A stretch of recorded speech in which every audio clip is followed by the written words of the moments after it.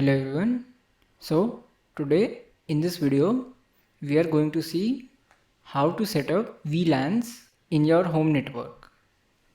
So before setting the VLANs, we should know what is a VLAN. So VLAN is basically a network of systems or computers or any other devices in which they can communicate with each other. So it is similar to a local area network, just that it is configured virtually, as the name says. So why should you use VLANs? So using VLANs has many benefits, such as increased security by restricting the access of devices with each other. So for example, you can restrict an IoT device from communicating to the home network. Like you can see in this diagram, you can restrict the communication of IoT devices with the general traffic. So you can keep them on a separate VLAN and isolate them from the home network.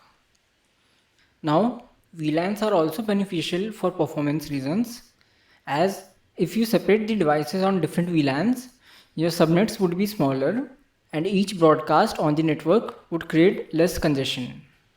So your performance would be faster in that way. Thirdly, there would be a segmentation among the devices present on your network. So you can classify each of your devices as different types. Like you can separate your home laptop or your home phone from the IoT device or from your IoT washer or from your servers which are running your services. So in case of network compromise, your main devices would be secure from the other devices. Now, for example, if we take a look at this network diagram, here we can see how I have set up my network. So here I have an OpenWRT router and a firewall combined, which is managing my network mainly. And here I have a switch which is configured to use VLANs. And through both of these devices, I can segregate my network into different pieces. So here on VLAN 20, I have all the devices which I consider as privileged and secure. So I have my phone and my laptop, and my Proxmox web interface is also present on this VLAN, separated from the other VLAN, which is VLAN 40. So I am using VLAN 40 for the virtual machines, but I have configured the Proxmox interface to run on VLAN 20. So here I have tagged these VLANs, and in the settings I have used that option. So these devices can read the VLAN IDs and can configure and get the IP addresses appropriately. So here if we start from the OpenWRT, everything starts from the OpenWRT router and firewall. So here the VLANs and the firewalls are two different and separate things. So VLANs are just a combination of devices on a particular network, but the firewall rules are the ones which are going to allow traffic from one VLAN to another. So the firewall rules are the ones which are going to dictate how the devices can and cannot communicate. So here we have different separate networks, a VLAN 20, which is the main VLAN network, and the privileged VLAN, VLAN 40, which is used for VMs and other stuff. So these are running the services and other things in the VLAN. And on VLAN 30, I have configured the IoT devices to run, and it is bridged with a Wi-Fi network. So I have a separate SSID on which all these IoT devices are present. So they are working over the Wi-Fi, and here I also have a Wi-Fi connection on the VLAN 20, which is giving the LAN access to my wireless devices. So I also have a VLAN 35, which I am using for Cloudflare tunnel. So it is separated from my main networks, and here I have given a VLAN of 35 to it. So it is running virtually on my server, and here I am running it in Docker, and I am using Mac VLAN technology of Docker to communicate with the router on VLAN 35. So this is an outer connection, and I have separated it from my main network. So for that I have used VLANs on the OpenWRT side also and on the switch side also, and in the machines also I have configured the VLANs to be used. Like you can see here, I have tagged both of these servers with VLANs 20, 40 and 35 so that they can use these VLANs according to their need. Now here I have also tagged all these VLANs coming from the OpenWRT router to the switch port. And from the switch port I have tagged these VLANs to their respective servers. Now I am also using my laptop, in which I am using an untagged VLAN, as I don't want to configure any of the VLAN configuration on my laptop side. So my laptop doesn't need to be configured or to know that there is a VLAN running behind it. So I have to change some settings here in the switch to make this work. So I have untagged the VLAN which I want to use on that particular port, and I also have to set the PV ID or the port VLAN ID so that I can specify on which VLAN the untagged packets should go through. So this is an overview of my network and I have explained how it is working. Now we should know when should we use tagged VLAN or an untagged VLAN. So in a tagged VLAN, if a device supports the VLAN configuration and it can read and accept the VLAN packets, then we use tagged VLAN option to pass multiple VLANs through that same port. So for example, we have a connection from the LAN port of OpenWRT router to this network switch, and this network switch supports multiple VLANs. So I have tagged multiple VLANs on that same port so that the switch can accept multiple different types of traffic on that same port without using additional wires. So I am using the VLAN ID 20, 40 and 35 for this port. So it is sending the traffic for all of these three different VLANs on that same port. So I can configure all of these three different networks using a single port. And for example, if we take an untagged port, so any device which does not support or which does not require the VLAN tagging or just need a single type of LAN network configure, we can use the untagged VLAN. So it will remove the VLAN ID from its packet and it will forward it to the PV ID of that port. So if you are using untagged devices, we need to change the PV ID to the specific ID of that untagged VLAN. So for example, if we are using the VLAN 20 for that device and we don't want to configure it with VLANs, then we will just set the port status to untagged and we will also change the PV ID to that VLAN ID. So we will change the PV ID of that port to 20 in this example. And that part is important for functioning of the network port on untagged network. Now, as here in the OpenWRT, we are using the tagged network in the VLAN side, so we don't need to change the PV ID here. And other devices here in the network also are supporting the VLAN tagging. So we don't need to change anything much here. So just we need to tag the VLAN IDs which we want to use and tag it throughout the process. So if you have any network switch or any other devices connected between it, all of them should support the VLAN tagging. Now here, as you can see, for the IoT network, I'm using a Wi-Fi and Wi-Fi is connected to that same network and Wi-Fi is being broadcasted from the OpenWRT router only. So I've just connected it to the same network and same interface in the network settings of the OpenWRT, and it is running on the IoT network and DHCP server is also there on that network. So these devices are getting a network address in the 30 range and these devices are getting a network IP in the 40 range and these devices are getting a network address in the 20 range. And this Cloudflare tunnel is getting the IP address in the 35 range. But I have also set it to static IP address so that its IP address is fixed. Now I will just show you in the configuration how this looks. Now we log into the OpenWRT router, and here in the network we will just go into the interfaces. Now here I have already configured different types of networks.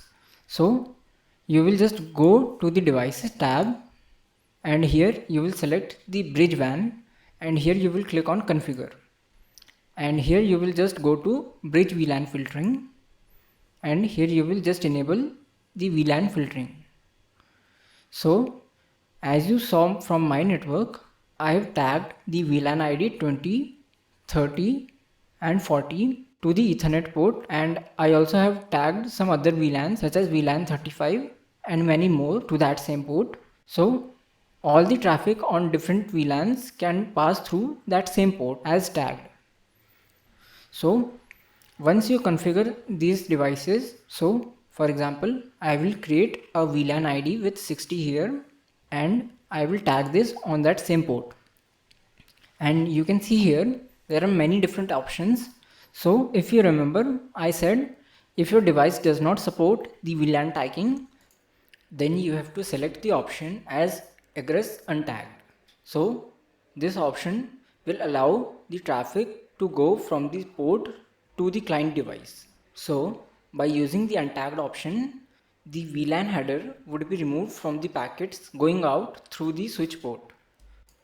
So the traffic going out through that port will not have a VLAN tag in its header, so that the client device can understand these packets and can use them. So the packets coming on the port 60 would be forwarded to the client device without having any VLAN tag, and all the traffic from VLAN 60 would be forwarded as untagged.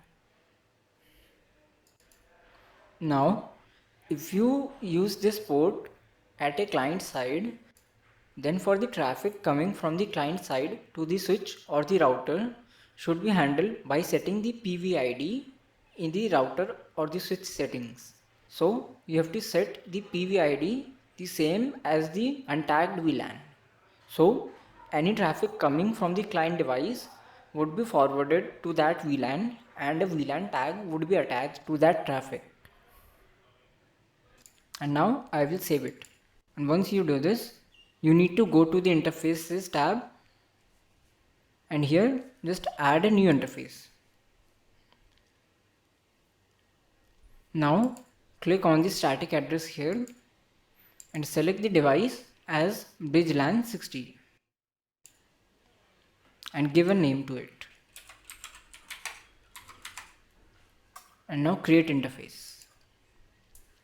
So once this window shows up, you can set the IP address range and the net mask and the broadcast address of the VLAN.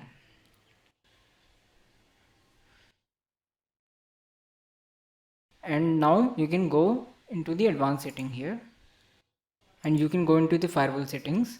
Now here we will create a new firewall rule for this interface, so that we can specify the rules through which network it can or it cannot pass through.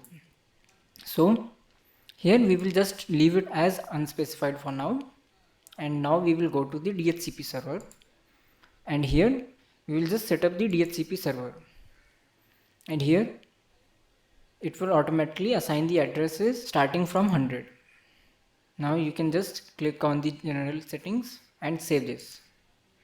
So a new interface has been created in this way. And let me show you how the Wi-Fi is working. So just go to wireless.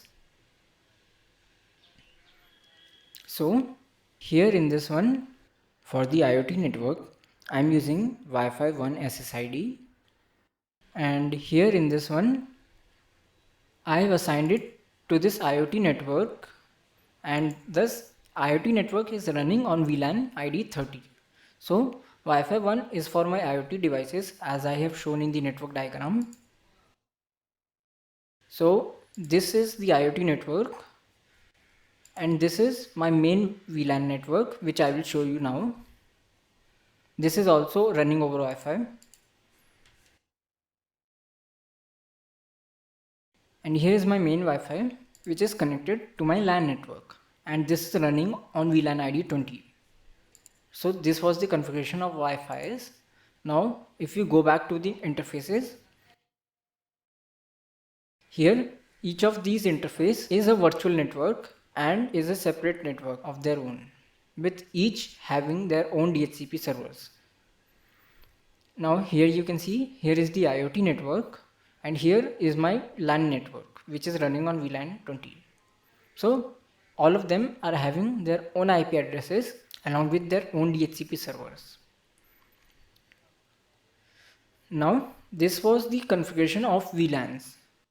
Now after the VLANs are configured from this side, we need to go to the firewall side to specify which VLAN can access the other one.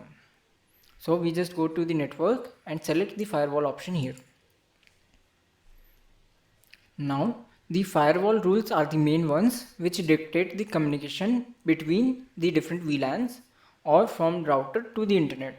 So here there are different types of zones which we need to create and edit to pass the traffic from one zone to another. So in this one, as you can see, there are many different zones. Now the default configuration of the router, if no zone is assigned to any interface, is to just set the input as accept and the output as accept, and forward is to reject. Now the input is from a specific zone to the router. So for example, if any device wants to communicate from one zone to the router, for example for DHCP address or for DNS, then it will use the input section of this firewall rule. So the output rules are for communication from the router side to the zone side. So this rule dictates the communication from the router side to any other zone. So this can range from example from ping to DNS forwarding to the internet side. So you would generally enable the output section of the rule for all the zones present in your firewall. But you must have it enabled on the WAN side of your zone so that the router can communicate with the internet. So the forward rule here in this section dictates the communication between two or more interfaces present on the same zone. So if the forwarding rule is set to reject, then the interfaces present in that same zone would not be able to communicate with each other and they would be isolated from each other. And if the forward rule is enabled, then the interfaces present in that same zone would be able to communicate with each other. So generally you don't need to worry about that, as there would be mainly a single interface only on a single zone.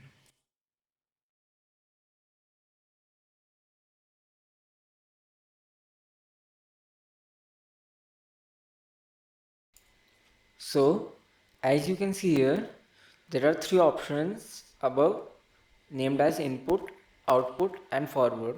So I have already explained them just now. So here in the input, we will set it as accept. So it will allow the web interface, the DNS and the DHCP services to be accessed from the LAN side. And in the output also, we will set it to accept to allow communication from router to the other zone. And in forward, we can either leave it as accept or we can reject also, as we don't have any other interface present on the same zone.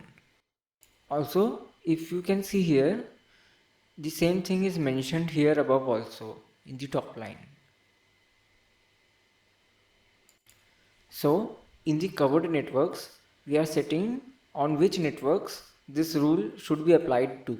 So we are selecting the LAN interface in that option. Now don't worry about masquerading, as it is the NAT option and it would be used mainly for the ISP networks. And the important thing here is in the below section, in the part of allow forward to destination zones and allow forward from source zones.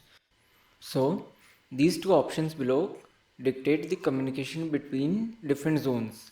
So for example, here in the allow forward to destination zones option, we can set to which destination zones the LAN zone can communicate to. So for example, we will generally want the LAN zone to be privileged and have access to all the other zones covered. So we will select all the zones here.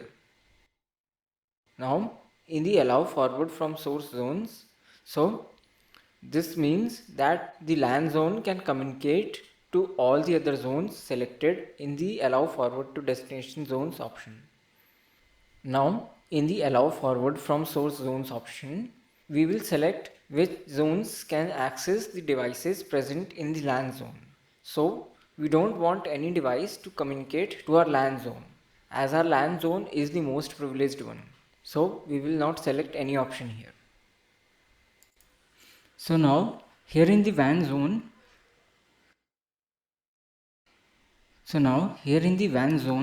as you can see, I have set the input as reject and the output as accept.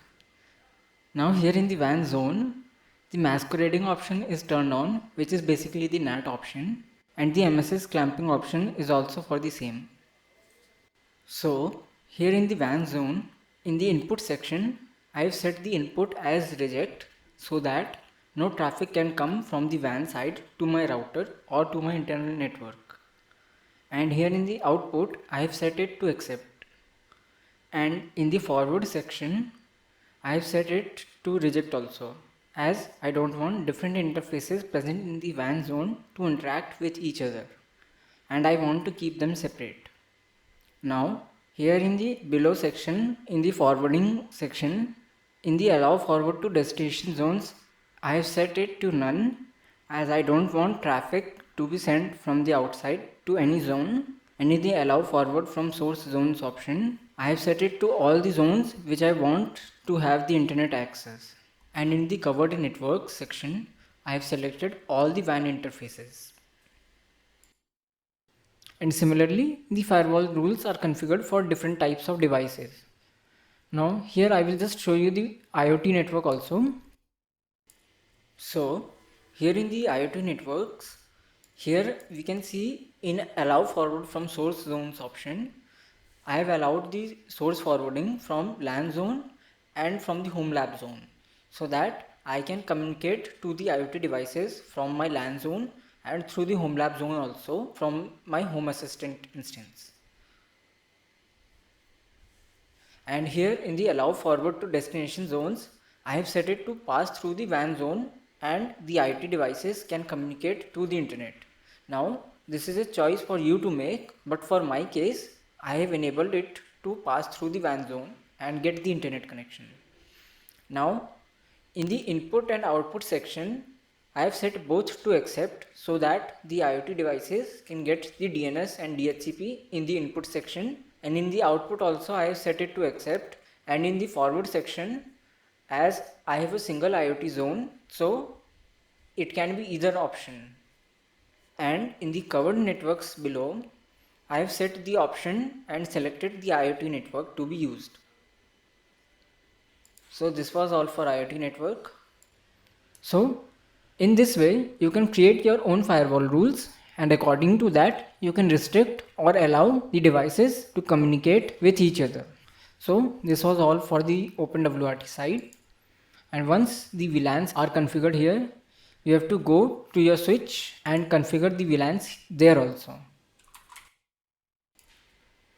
So here in the network switch configuration, I have set up the VLANs which I want to use. So here I have set up the VLAN 20 on the home network or the LAN network, and VLAN 30 for the IoT network, VLAN 35 for the Cloudflare tunnel, and the VLAN 40 for the Homelab use.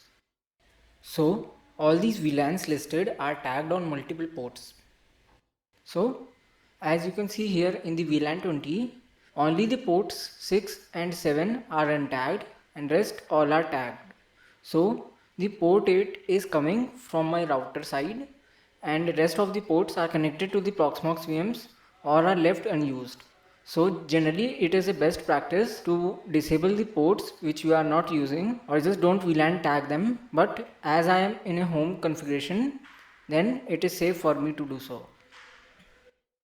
So here in the PVID settings, I have set the PVID as 20 for both ports 6 and 7, which I have untagged. So these ports would be running on the LAN network and would be privileged, and would be used by devices which I trust. So as you remember, we have to set the PV ID also, so that the switch can know to which VLAN the packets should be assigned to when coming from the client device. So this was the setup for the VLANs, and the VLAN setup is done from this side, and rest of the machines can use the tagged VLANs, and I have configured them in that way. And you can check my video on the VLANs on Proxmox 1. So in that video I have shown how to configure Proxmox to be VLAN managed.